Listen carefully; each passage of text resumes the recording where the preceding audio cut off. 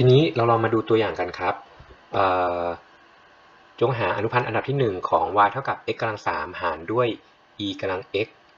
บวก2นะก็มันหารกันอยู่เพราะฉะนั้นเราก็ใช้สูตรดิฟผลหารนะครับก็เป็นตัวล่างนะ e กำลัง x บวก2ดิฟบนนะครับดิฟ x กำลัง3ได้เป็น 3x กำลัง2แล้วก็ลบด้วยตัวบนก็คือ x กำลัง3ดิฟล่างนะครับดิฟ e กำลัง x ได้เป็น e กำลัง x ดิฟ2ได้0นะครับหารด้วยล่างยกกำลัง2ที่เหลือก็ทำการจัดรูปให้มันดูง่ายขึ้นนะครับก็จะกลายเป็น 3x กำลัง2 e กำลัง x บวกกับ 6x กำลัง2ลบกับ x กำลัง3 e กำลัง x หารด้วย e กำลัง x บวก2ทั้งหมดยกกำลัง2นะครับก็ได้คำตอบตามนี้ตัวอย่างถัดมานะครับก็เป็นตัวอย่างที่น่าสนใจก็ให้หาอนุพันธ์ของ y เท่ากับ1บวก e ทั้งหมดยกกำลังแทน x นะครับทีนี้สิ่งที่ผมอยากให้สังเกตนะครับก็คือว่า1บวก e ตรงนี้ e เป็นค่าคงที่ตัวหนึ่งนะครับเพราะฉะนั้น1บวก e ตรงนี้ก็คือค่าคงที่ตัวหนึ่งยกกำลังด้วย tan x tan x มองเป็นเหมือนเป็นก้อนตัวแปรนะครับเพราะฉะนั้นถามว่าเราใช้สูตรไหนสำหรับกรณีนี้ก็คือเราใช้สูตรสำหรับ exponential function นะครับสิ่งที่ผมอยากจะเน้นย้ำนะครับก็คือว่าถ้าเราดิฟ x กำลัง n จะได้กลายเป็น n x กำลัง n ลบ1แต่ถ้าเกิดว่าเราดิฟexponential function นะครับก็คือ a ยกกำลัง x เราจะได้กลายเป็น a กำลัง x คูณอยู่กับล็อกของ a ถามว่า2อันนี้เนี่ยสังเกตมันต่างกันยังไงมันต่างกันตรงนี้ครับก็คือว่าเวอร์ชันแรกเนี่ยมันเป็นตัวแปรยกกำลังด้วยตัวเลขเพราะฉะนั้นมันจะเข้าสูตรแบบนี้ครับว่าเป็นpolynomial function นะครับแต่ถ้าเกิดว่าเป็น exponential function นะครับก็คือเป็นตัวเลขยกกำลังด้วยตัวแปรนะครับซึ่งกรณีนี้1บวก e เป็นตัวเลขนะครับ tan x คือตัวแปรเพราะฉะนั้นเราต้องใช้สูตรเวอร์ชันข้างล่างนี้นะครับก็พอเราหาอนุพันธ์เราก็จะได้กลายเป็น a กำลัง x ก็คือได้ตัวเดิมนะครับแล้วก็อย่าลืมคูณด้วยล็อกของ a นะครับซึ่ง a ของเราเดี๋ยวนี้ก็คือเป็น1บวก e นะครับก็คูณด้วยล็อกของ1บวก e แต่ทั้งนี้ทั้งนั้นไอ้เจ้าก้อนของตัวแปรของเราเนี่ยมันดันไม่ใช่ตัว x ธรรมดามันเป็น tan x ดังนั้นเราต้องใช้กฎลูกโซ่นะครับก็คือดิฟไส้ด้วย1ทีนะครับดิฟ tan x เทียบ x ซึ่งดิฟ tan ได้เป็น sec กำลัง2นะครับก็ได้อนุพันธ์เป็น sec กำลัง2 x คูณอยู่กับ1บวก e ยกกำลัง tan x คูณอยู่กับล็อกของ1บวก e นั่นเองนะครับตัวอย่างถัดมานะครับหาอนุพันธ์ของ y เท่ากับ x คูณอยู่กับล็อกของ square root x กำลัง3นะก็จะเห็นได้ว่า x มันคูณอยู่กับล็อกของ square root x กำลัง3นะครับก็คูณอยู่ก็ใช้สูตรดิฟผลคูณนะครับเริ่มต้นนะครับก็ y พามก็เท่ากับหน้าดิฟตัวหลังนะครับดิฟล็อกได้เป็น1ส่วนด้วยก้อนนั้นนะครับก็คือเป็น square root x กำลัง3ทีนี้ต่อมาครับดิฟไส้ก็คือตัวนี้นะครับดิฟ square root ของก้อนหนึ่งก็จะได้เป็นเศษ1ส่วน2คูณอยู่กับ square root ของก้อนนั้นนะครับแต่ข้างใน square root มันก็ยังไม่ใช่ x อีกนะครับดังนั้นเราก็ต้องดิฟไส้ข้างในของ square root ซ้ำเข้าไปอีกทีหนึ่งนะครับก็คือดิฟ x กำลัง3ก็จะได้กลายเป็น 3x ยกกำลัง2นะครับถ้าใครยังมองได้ไม่เร็วนะครับก็ลองไปค่อยๆเขียนทดดูนะครับแต่ทั้งนี้ทั้งนั้นเวลาดิฟจะต้องระวังนะครับใช้กดลูกโซ่ต้องดิฟลงไปให้สุดรู้ได้ไงว่าสุดหรือยังก็คือดิฟเสร็จแล้วข้างในเนี่ยมันจะเหลือแค่ตัว x อย่างเดียวนะครับผมยกตัวอย่างเช่นอย่างอันเนี้ยดิฟล็อกข้างในมันยังไม่ใช่ x นะครับดังนั้นต้องดิฟต่อพอดิฟสแควร์รูทเสร็จข้างในมันเป็น x หรือยังก็ยังไม่ใช่ x ก็ต้องดิฟต่ออีกนะครับดิฟ x กำลัง3ปรากฏข้างในมันเป็น x แล้วก็หยุดนะครับทีนี้อันนี้คือหน้าดิฟหลังก็บวกกับตัวหลังนะครับดิฟตัวหน้าก็คือดิฟ x ซึ่งก็มีค่าเท่ากับ1นะครับที่เหลือตรงนี้ก็แค่จัดรูปนะครับก็คือ x กำลัง1อันนี้คือ x ยกกำลังกลับขึ้นไปด้านบนนะครับก็จะกลายเป็น x ยกกำลังลบ3ส่วน2นะครับอันนี้ก็เป็น x ยกกำลังลบ3ส่วน2อันนี้เป็น x กำลัง2นะครับเพราะฉะนั้นจัดรูปออกมาก็จะได้กลายเป็น3ส่วน2 x ยกกำลัง1ลบ3ส่วน2ลบ3ส่วน2แล้วก็บวกกับ2ข้างหลังก็เป็นล็อกของ square root x ยกกำลัง3นะครับก็คิดเลขออกมาก็กลายเป็นx กำลัง0นะครับซึ่งก็คือ1นั่นเองนะแล้วก็บวกกับล็อกของ square root x กำลัง3ทีนี้สำหรับอันนี้เนี่ยผมแนะนำแบบนี้ครับว่าอย่างที่ผมเคยทำตัวอย่างให้ดูบางอันนะครับบอกว่าบางครั้งบางคราวเนี่ยถ้าเราจัดรูปมันสักนิดนึงมันอาจจะทำให้เราหาอนุพันธ์ได้ง่ายขึ้นนะครับคือเจ้าล็อกเนี่ยมันมีคุณสมบัติอันหนึ่งที่เหมาะมากๆสำหรับการหาอนุพันธ์นะครับก็คือคุณสมบัติอันนั้นนะครับก็เป็นล็อกของa ยกกำลัง b เนี่ยมันจะเท่ากับ b คูณอยู่กับล็อก a นะครับซึ่งผมสามารถเอาคุณสมบัติตัวนี้มาใช้กับไอ้เจ้าตัวนี้ได้นะคือถ้าผมมองไอ้เจ้าก้อนของ square root x กำลัง3เนี่ยมันเป็นยกกำลัง3ส่วน2นะครับงั้นถ้าเกิดว่าผมเขียนใหม่ y เท่ากับ x คูณอยู่กับล็อกของ square root x กำลัง3ซึ่งผมมอง square root x กำลัง3เป็น x ยกกำลัง3ส่วน2นะครับผมก็ตบเลขชี้กำลังลงมาข้างหน้าก็จะได้กลายเป็น3ส่วน2 x log x ทีนี้หาอนุพันธ์ง่ายขึ้นเยอะเลยครับก็คือ3ส่วน2ลอกมานะครับ x คูณอยู่กับ log x ใช้สูตรดิฟผลคูณนะครับก็หน้าก็คือตัว x ดิฟหลังดิฟ log x คือ1ส่วน x บวกกับตัวหลังก็คือ log x นะครับดิฟตัวหน้าก็คือได้1นะทีนี้จัดรูปก็จะกลายเป็น3ส่วน2คูณอยู่กับ1บวกกับ log x แบบนี้นะครับก็จะง่ายขึ้นเยอะเพราะฉะนั้นเราก็จะไม่ต้องดิฟกดลูกโซ่หลายๆชั้นนะครับสำหรับตัวอย่างอันนี้ทีนี้ตัวอย่างถัดมานะครับก็ให้หาอนุพันธ์ของเจ้าก้อนนี้นะทีนี้มาดูกันครับเมื่อกี้ผมบอกไปแล้วนะครับว่าอันนี้เป็นก้อนของตัวแปรยกกำลังด้วยเลข4ซึ่งเป็นตัวเลขนะครับเพราะฉะนั้นเราใช้สูตรในการดิฟชั้นนอกสุดเนี่ยเป็นดิฟ x กำลัง n นะครับดังนั้นก็ y พรามเท่ากับ4คูณอยู่กับก้อนนั้นยกกำลัง3แล้วก็ดิฟไส้ด้วยนะครับก็ทีนี้เจ้าไส้ตรงนี้นะครับมันขั้นอยู่ด้วยเครื่องหมายบวกนะครับเพราะฉะนั้นผมก็กระจายการดิฟเข้าไปได้นะครับก็จะเป็นดิฟ x กำลัง2ซึ่งได้กลายเป็น2x นะครับก้อนแรกได้เป็น 2x ต่อมาดิฟล็อกฐาน a ก็ได้คล้ายๆกันครับเป็น1ส่วน x แล้วก็ล็อกของ a นั่นเองนะครับสำหรับในกรณีนี้ a มีค่าเท่ากับ7นั่นเองนะเพราะฉะนั้นก็ได้คำตอบเป็นอนุพันธ์หน้าตาแบบนี้เลยนะครับจัดรูปไม่น่าได้แล้วอันถัดมานะครับก็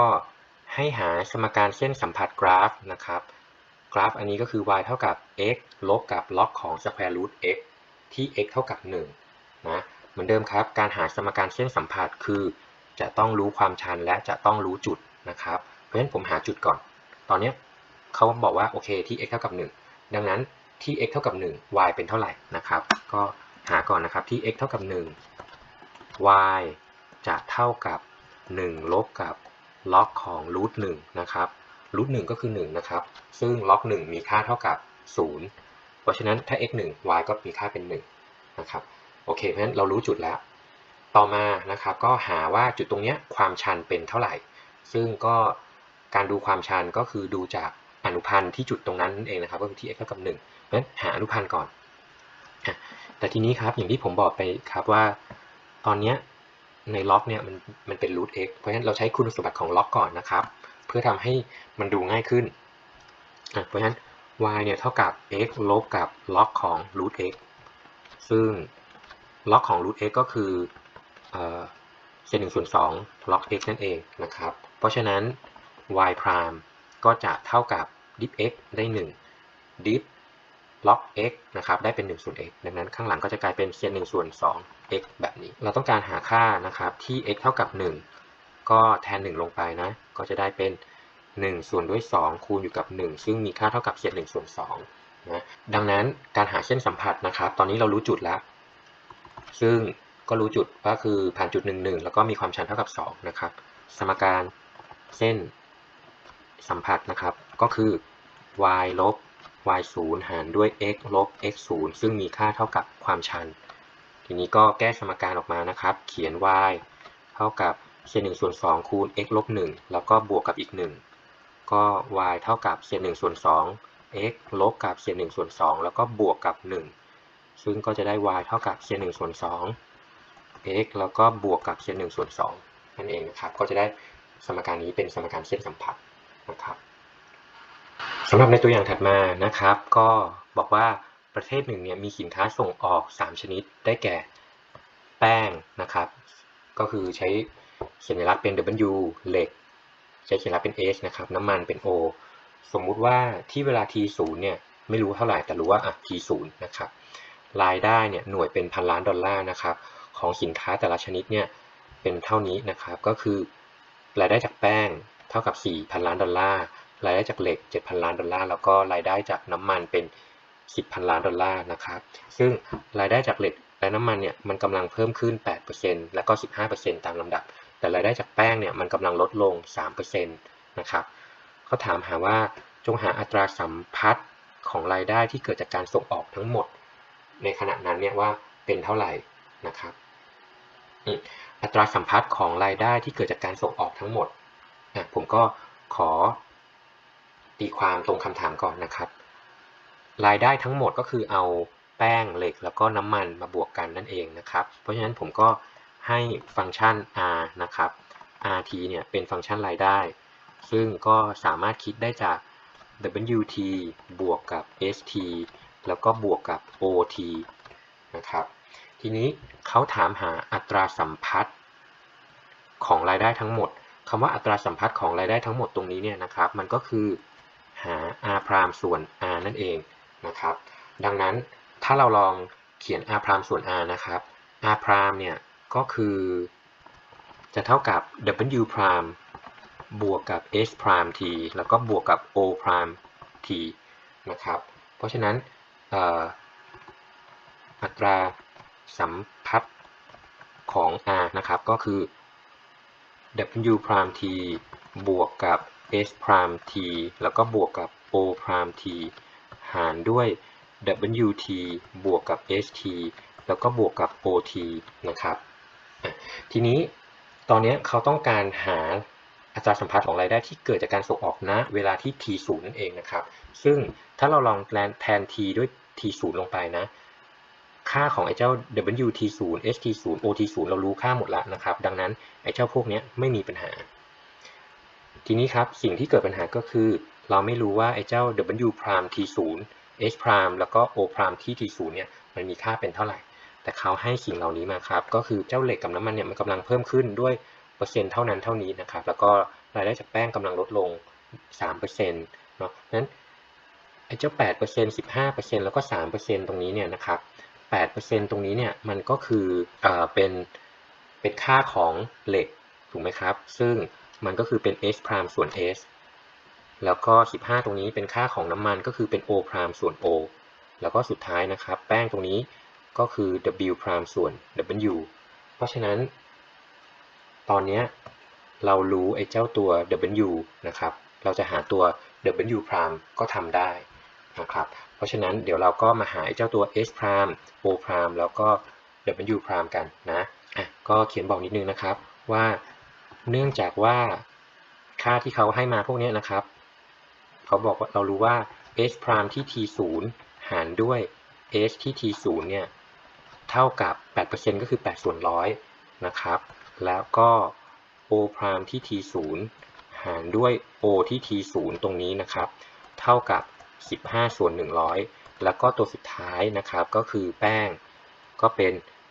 w พรามที่ t0 หารด้วย w ที่ t0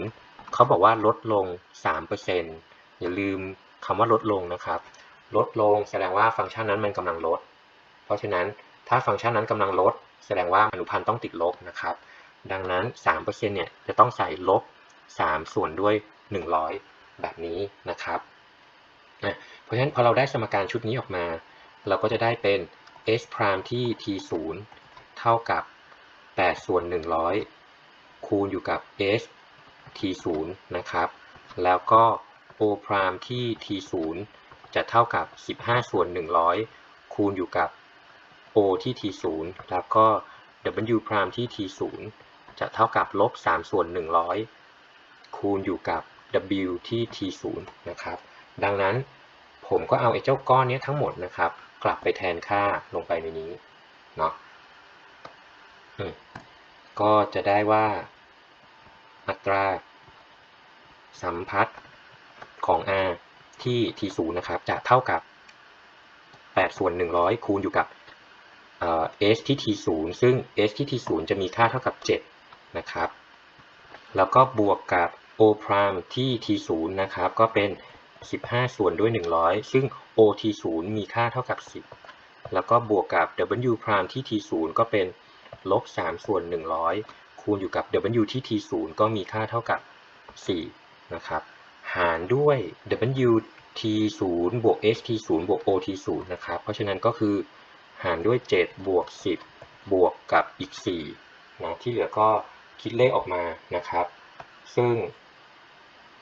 หลังจากที่คิดเลขออกมานะครับก็จะได้ออกมาประมาณ 9.24 ส่วนด้วย100นั่นเองนะครับหรือก็คือมันกำลังเพิ่มขึ้น